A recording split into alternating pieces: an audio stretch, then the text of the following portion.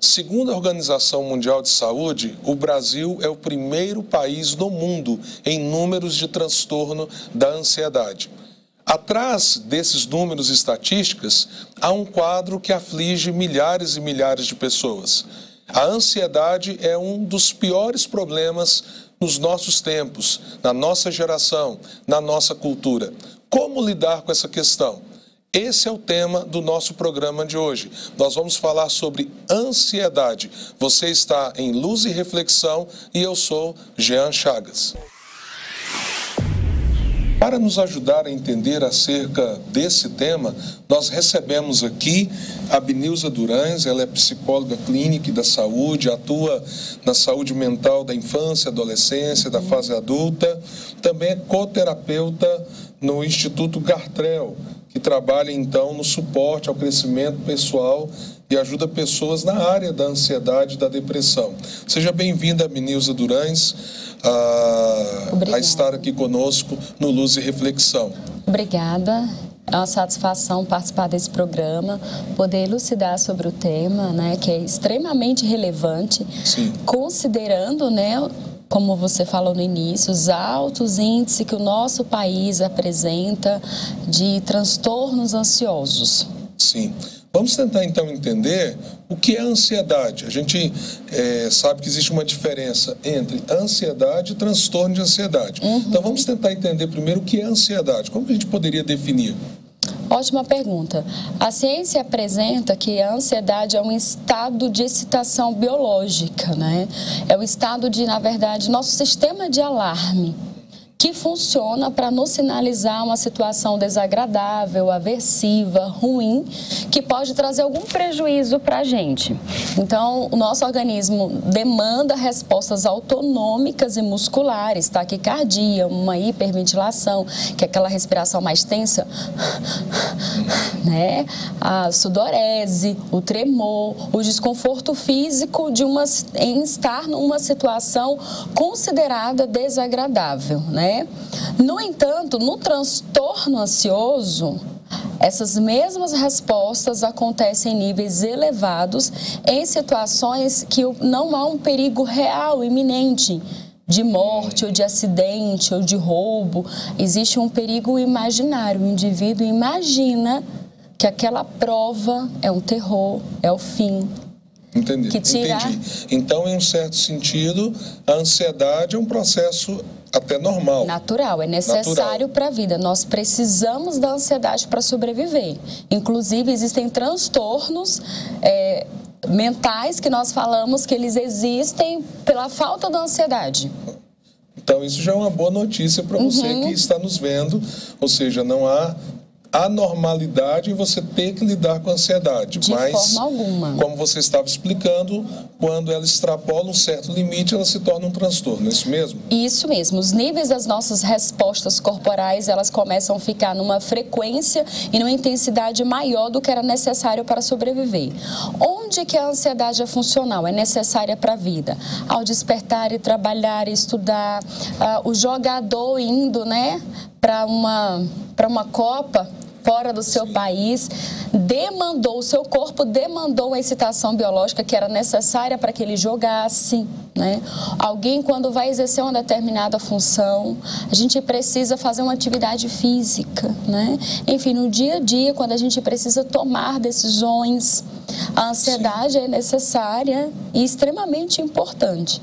A gente vê também que as pessoas sofrem muito, exemplo, numa crise econômica como essa que o país vem atravessando, Sim. longa, complexa, pessoas perdendo o emprego, pessoas se endividando. Até que ponto isso começa a pressionar a pessoa no sentido de não ter apenas esse aspecto positivo e ir para um campo negativo, fora da naturalidade? Então, quando nós falamos em transtornos mentais, eles sofrem, o indivíduo sofre influência dos grupos sociais. Os grupos sociais é uma parte da composição do transtorno ansioso.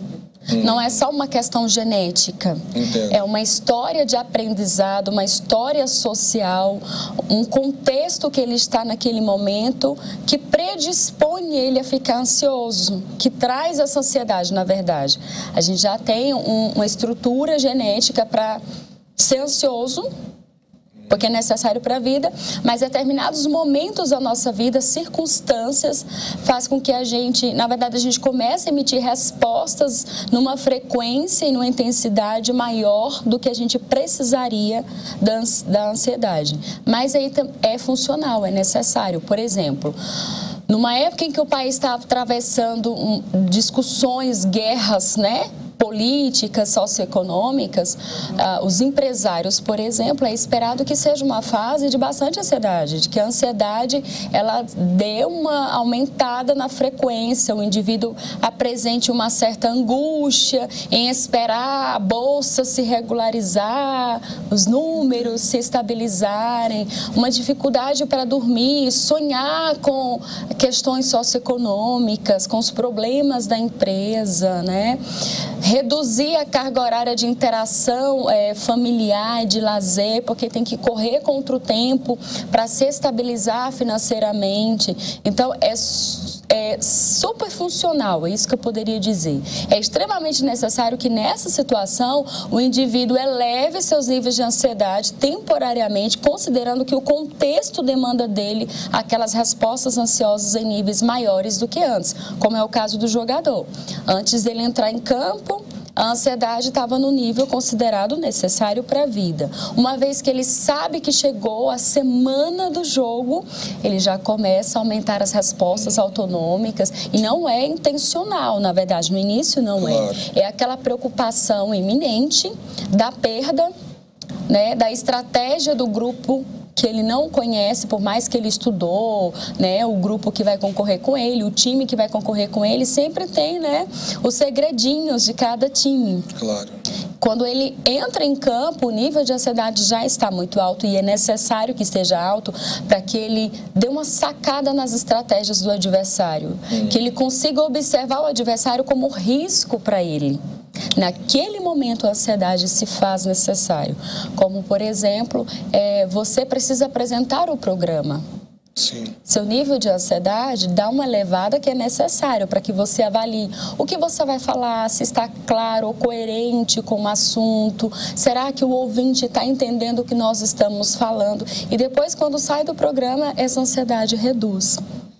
Ok. Talvez uma coisa que irá ajudar a todos que estão nos acompanhando é conseguir perceber quando isso começa a extrapolar. Sim. E você começa a ter sintomas de que está se transformando num transtorno. Sim. Quais seriam esses sintomas mais característicos que a pessoa deve observar e dizer assim, olha, eu começo a ver que eu preciso de ajuda.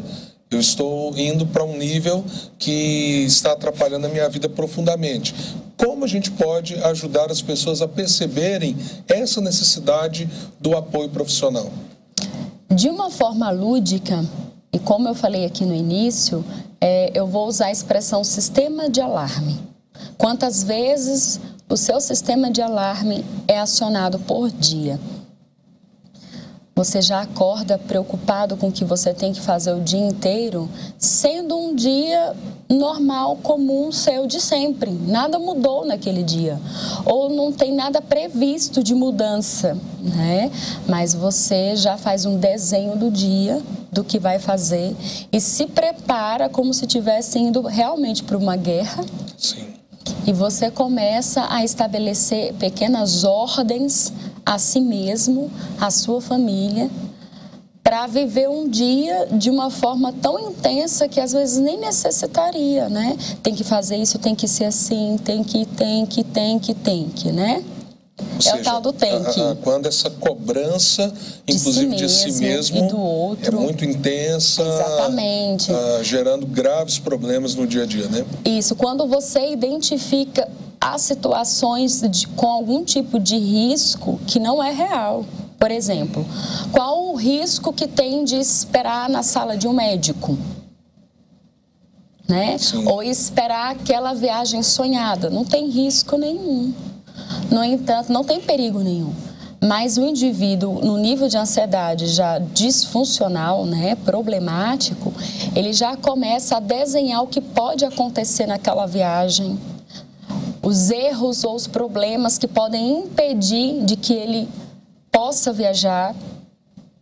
Ele já começa a fazer um programa, assim, do que ele tem que fazer para tudo dar certo, ou seja, o medo de alguma coisa dar errado é tão grande que ele se envolve num comportamento de planejamento em excesso para uma viagem. Toda viagem demanda um tipo de planejamento. Sim. Mas a gente vê que tem indivíduos que eles se super organizam, super planejam para uma determinada atividade, pelo medo de alguma coisa dar errado. Ou então, não suporta a espera. Esperar é horrível, esperar é o fim. Eu detesto expressões como essa. A espera vista como algo extremamente desagradável. Mas o que pode ser feito na espera? Por que o ócio não pode ser apreciado no momento de espera? Nesse momento, o ócio é útil no momento de espera. E hoje, com os smartphones, né, a gente fica naquela angústia, né? Se eu estiver na sala de espera sem Wi-Fi, é o fim. Como esperar sendo algo extremamente ruim ao organismo? E, na verdade, nós estamos numa geração que precisamos aprender a esperar. Porque a tecnologia nos atende o tempo inteiro, né? Dentro, então, dessa realidade do que é ansiedade, de como a pessoa pode começar a perceber se ela está se transformando num transtorno, que dica prática a gente poderia dar para alguém que está num dia ansioso? Ou seja, inclusive, de repente, com normalidade, há fatos, há acontecimentos que estão gerando preocupações. Então, como essa pessoa que está nos assistindo, ela pode reequilibrar esse dia? Tem alguma coisa que ela possa fazer do ponto de vista prático e do ponto de vista mais clínico, diríamos assim, uma vez que daqui a pouco a gente vai falar sobre o que a Bíblia diz, não é? Mas uma dica como terapeuta. Na verdade, existem duas condições que a gente precisa prestar bastante atenção, até para que eu dê uma dica coerente para vocês. Para aquele que tem um nível de transtorno já se instalando ou instalado, mas não sabe, e para aquele que funciona na ansiedade normalmente, mas numa determinada circunstância ele ficou mais ansioso. Para esse que geralmente vai indo muito bem com seus níveis de ansiedade, e pouco ele varia, eu diria que ele precisa avaliar no seu dia o que tem diferente hoje, que eu não sei fazer, que eu nunca fiz, que seria tão difícil para eu lidar hoje. Qual é o problema nessa situação de esperar? Qual é o problema para mim real daquele projeto meu não dar certo? Vai mudar mesmo tanto a minha vida assim como eu estou pensando agora? Ou seja, fazer uma autoanálise daquilo que está gerando ansiedade. Exatamente. Tem situações que é preciso parar, dar uma respirada mesmo, se afastar um pouco, avaliar a situação e depois retoma. Percebeu-se nervoso, tremendo, percebeu que não está conseguindo, já tem uns dias que não está conseguindo dormir direito, sonhando com aquele conteúdo que você está esperando. Nossa, eu vou viajar tal dia, tem uma semana que eu sonho com essa viagem. Você está ansioso, né? Começa a se envolver com outras coisas que não sejam da viagem, porque muito provavelmente você está planejando tanto a viagem que ela está virando conteúdo quase que assim, 100% da sua mente. Que dica nós poderíamos dar, então, para essa pessoa que está nos vendo agora? Primeiro é sempre se observar, né? Se observar em que certa quantidade, em que situações específicas tudo isso está acontecendo. Não conseguiu identificar, mas percebe que esse nível está alterado, procure um psicólogo.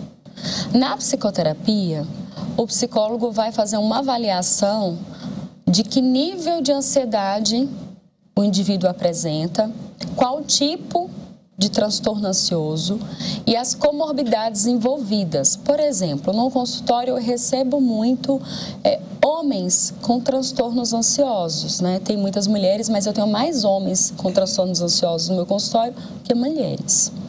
E eles apresentam uma dificuldade mais na atividade sexual, no ato sexual, né? E no comportamento alimentar, ataques de compulsão alimentar e uma indisposição ou uma redução na frequência sexual ou uma mudança na frequência da libido, acontece muito, ou uma alteração nos padrões de sono.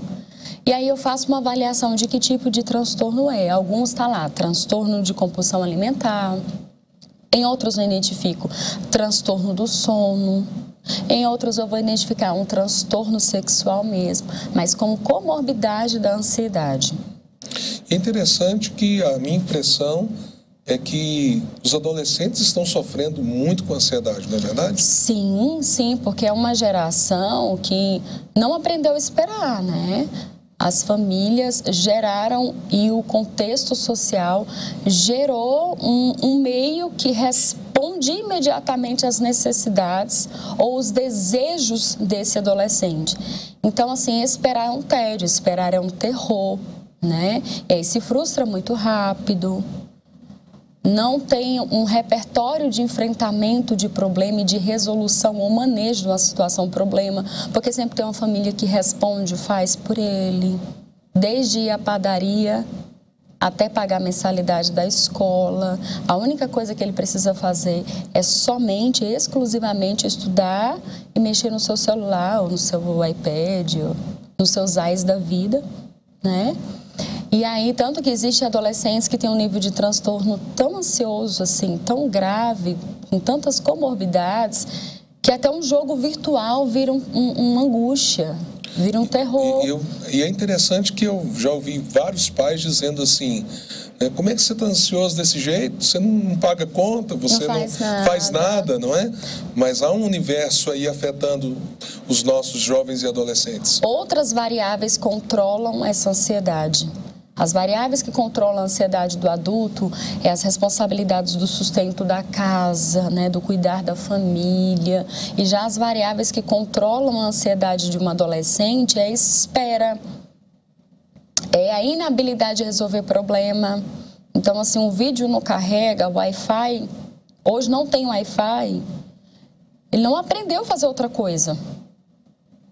Ele quase que nasceu, assim, acreditando que tem uma alma tecnológica, né? Então, como que é a minha vida sem a tecnologia? Eu recebo muitas crianças com transtornos ansiosos do tipo oncofagia, né? Que é o comer em volta das unhas ou comer as unhas, né? Tem transtorno gastrointestinal, né? De evacuar com muita frequência ou de não evacuar, queda capilar, problemas recorrentes de imunidade, crianças de 3 anos, eu já recebi crianças de 2 anos, né, com nível de ansiedade elevado, porque ela tem uma demanda tão grande, geralmente de famílias que superprotegem, né, que infelizmente às vezes sem perceber, não avalia que não está ensinando para a criança habilidades de enfrentamento de problema, de vida. Como que eu faço isso? Brinquedos que ela crie.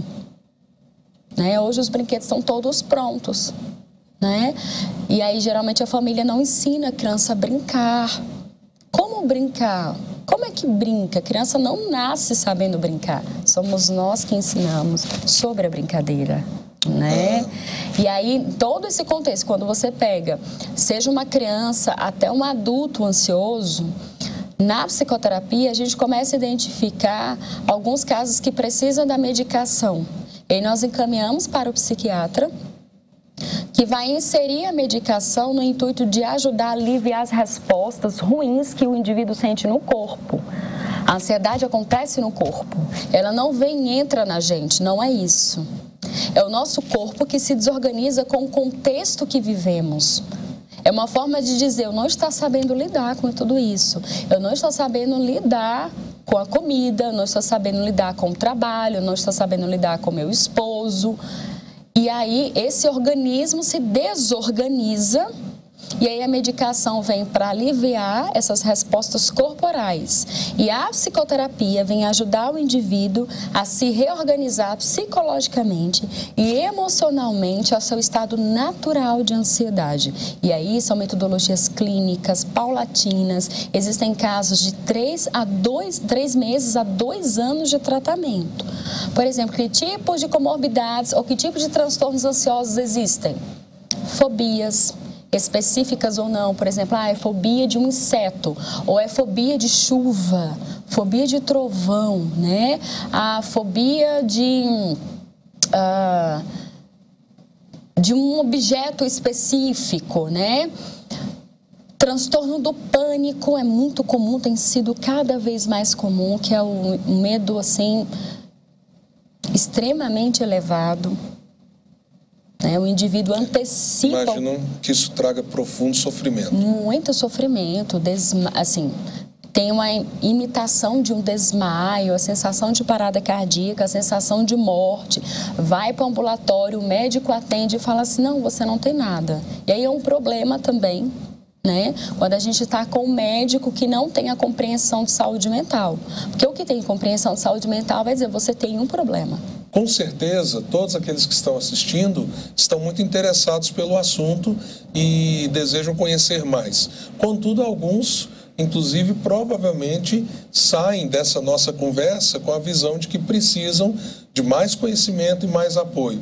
Eu queria pedir que, se for possível, você, Abnilza, coloque aí os canais de comunicação que você tem à disposição de todo mundo que está nos assistindo. Olá, eu sou a Abnilza Durães, sou psicóloga clínica e da saúde, coterapeuta do Instituto Gartrell. Você pode me acompanhar pelo Instagram e pelo Face, @Abnilza, onde eu publico textos sobre a infância, adolescência e fase adulta. Lá existem temas específicos e você pode sugerir temas, como participar da página comentando, tirando as suas dúvidas. Em setembro estarei na jornada do Instituto Gartrell falando sobre as consequências da violência sexual na infância. Nos acompanhe, dê sugestões, aguardo por você. Muito obrigado, minha querida. E agora nós vamos, então, para a nossa reflexão bíblica. O que a Bíblia fala sobre ansiedade? É interessante observar que quando nós definimos ansiedade nas Escrituras, também nós temos o conceito daquilo que nos gera medo, pavor, angústia, em função de alguma coisa que está ali na frente e que nós temos, de fato, aquela tensão, aquela preocupação dentro de nós de como isso irá se suceder no futuro. O texto talvez mais clássico sobre ansiedade na Bíblia está em Mateus capítulo 6, do verso 25 ao 34, quando Jesus fala sobre a preocupação da vida. Ele usa duas figuras muito interessantes. Ele diz que os pássaros, eles comem e se alimentam e são cuidados porque o Pai Celeste cuida deles. E se o Pai Celeste cuida dos pássaros, Ele não cuidará de você, que é muito mais importante do que eles. Também os lírios do campo, Jesus diz, vejam como eles não tecem nem fiam, mas são tão lindos, tão bem vestidos. Nem Salomão, em toda a sua glória, se vestiu como qualquer um deles. Mas se a erva do campo, que o Pai Celeste cuida dela, a cria, faz brotar, ela hoje existe, amanhã não, quanto mais de você, daqueles que de fato se rendem a Deus. E aí Jesus conclui, portanto, não fiquem ansiosos, preocupados com o que comer, o vestir, as situações de amanhã, do cotidiano, que tantas vezes nos trazem muitas e severas preocupações. Para, então, equilibrar isso, Jesus conclui, busquem, pois, em primeiro lugar, o seu reino, o reino de Deus, e a sua justiça, e as outras coisas serão acrescentadas. Então, as duas palavras-chave aqui são, na verdade, reino e justiça, é aquilo que devemos buscar. Mas a que isso se refere? Primeiro, Reino de Deus se refere a você aceitar o seu senhorio, o seu governo sobre a sua vida. Jesus pregava que o reino de Deus estava perto das pessoas, por isso elas deveriam se arrepender e crer. O reino é você reconhecer que Deus é ativo neste mundo, que Deus tem um propósito claro para a sua vida e que você encontra tudo isso na pessoa de Jesus Cristo, o Rei dos Reis, e você se sujeita a Ele como Senhor da sua vida. Mas o que seria a justiça de Deus? Se o reino é você se sujeitar ao senhorio, a justiça é você se sujeitar à salvação que Deus trouxe para você. A justiça de Deus nada mais é do que aquilo que Deus fez por você na cruz.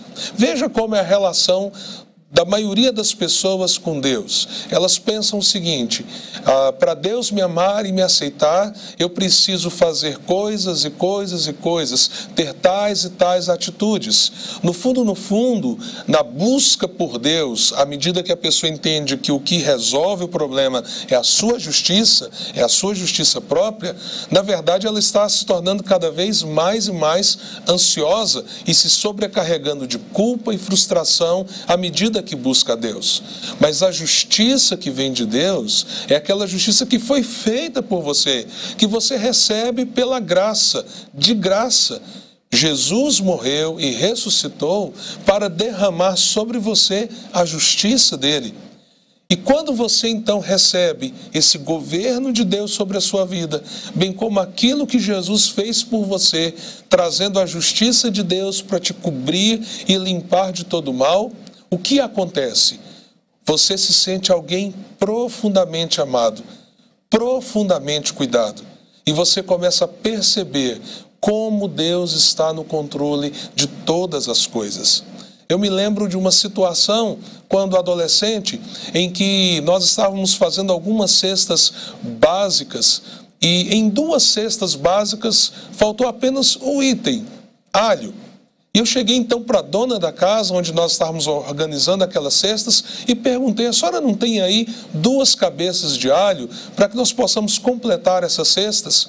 Evidentemente que Deus já estava preparando cada casa, cada lugar onde aqueles alimentos iriam chegar. Mas a dona da casa disse: infelizmente eu não tenho alho nem para o meu uso. Mal ela terminou de falar, alguém bateu a porta. Era uma menina. Eu abri a porta e ela disse: olha, aqui está algo que a minha mãe mandou eu entregar para as cestas. E de repente, quando ela abre a mão, haviam ali 3 cabeças de alho. 2 cabeças, uma para cada cesta, e 1 cabeça de alho para aquela casa que inclusive não tinha para o seu próprio uso.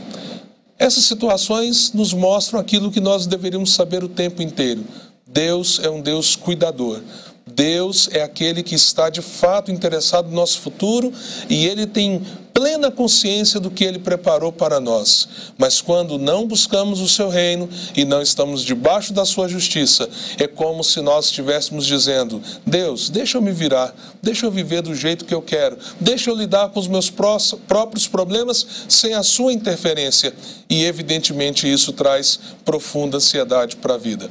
Para a gente terminar, eu gostaria de citar outros 2 textos, onde a Bíblia fala também sobre ansiedade. Em Filipenses 4, nos versos 6 e 7, o apóstolo Paulo diz para a gente não andar ansioso de coisa alguma, pelo contrário, para nós tornarmos conhecidas diante de Deus as nossas necessidades pela oração e pela súplica com ações de graças. Quando você está debaixo do reino e da justiça de Deus, você tem relacionamento com Deus. E aí você tem uma arma poderosa contra a ansiedade, que é a oração, a súplica. Poder chegar todos os dias e dizer para Deus: Deus, aqui estão as minhas demandas, as minhas necessidades, as minhas situações, as minhas lutas, e simplesmente entregar tudo nas mãos dele. Esse é o convite que Pedro nos faz em 1 Pedro 5, 7.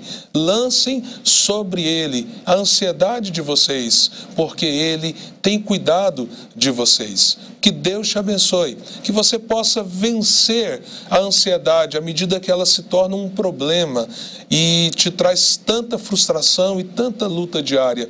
Busque o reino e a justiça. Faça da oração a sua fonte de reequilíbrio. Fale com Deus, coloque diante dele as suas necessidades e lance sobre ele a sua ansiedade, porque ele cuidará de você. Eu quero orar por você.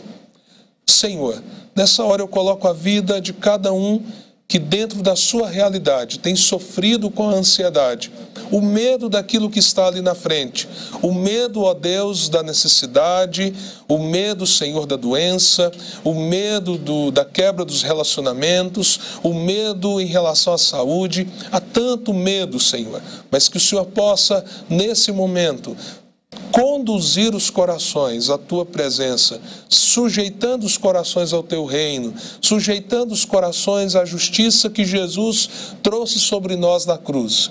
Que cada um de nós aprendamos todos os dias a lançar as nossas preocupações diante de Ti através da oração e que isso nos dê paz com o Senhor e nos dê equilíbrio para a vida. Essa é a minha oração em nome de Jesus. Olá, para você que está acompanhando o nosso programa Luz e Reflexão. Você ainda não conhece a Igreja Luz? Nós estamos localizados na Avenida República do Líbano, quase esquina com a Independência. Os nossos cultos acontecem sempre aos domingos, às 19 horas. Enquanto você assiste o culto, o seu filho é recebido pelas professoras do departamento infantil e, de uma maneira lúdica, ele vai aprender sobre a vida de Jesus e também sobre princípios e valores cristãos. Tia Ive, o que você tem para dizer para quem ainda não conhece a nossa igreja? Olá pessoal, eu sou tia Estela, missionária responsável pelo Ministério Infantil da Igreja Presbiteriana Luz. Um lugar preparado com muito carinho para as crianças do berçário até os 9 anos de idade. E ali eles têm momentos